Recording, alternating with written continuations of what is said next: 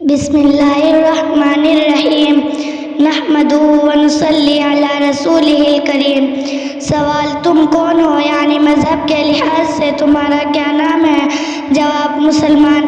سوال: مسلمانوں کے مذہب کا نام کیا ہے یا تمہارے مذہب کا کیا نام ہے؟ جواب: اسلام۔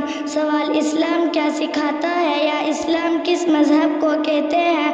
جواب: اسلام یہ سکھاتا ہے کہ خدا ایک ہے، بندگی کے لائق وہی ہے اور حضرت محمد مصطفیٰ صلی اللہ علیہ وسلم خدا تعالیٰ کے بندے اور رسول ہیں اور قرآن شریف خدا تعالیٰ کی کتاب ہے۔ اسلام سچا دین ہے، دنیا اور آخرت کی تمام بھلائیاں اور نیک باتیں اسلام سکھاتا ہے۔ سوال: اسلام کا کلمہ کیا ہے؟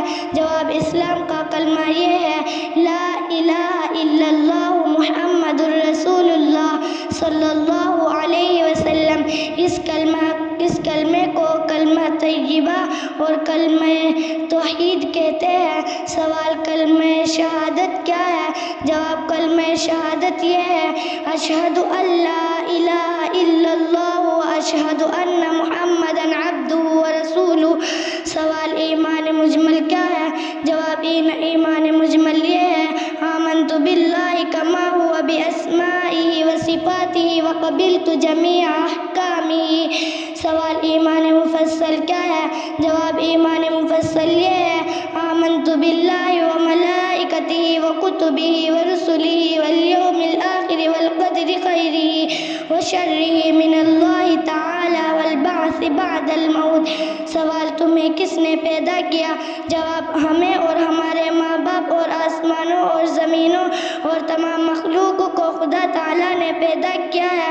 سوال: اللہ تعالیٰ نے دنیا کو کس چیز سے پیدا کیا؟ جواب: اپنی قدرت اور اپنے حکم سے پیدا کیا ہے۔ سوال: جو لوگ خدا تعالیٰ کو نہیں مانتے انہیں کیا کہتے ہیں؟ جواب: انہیں کافر کہتے ہیں۔ سوال: جو لوگ خدا تعالیٰ کے سوا اور چیزوں کی پوجا کرتے ہیں یا 2-3 خدا مانتے ہیں انہیں کیا کہتے ہیں؟ جواب: ایسے لوگوں کو کافر اور مشرک کہتے ہیں۔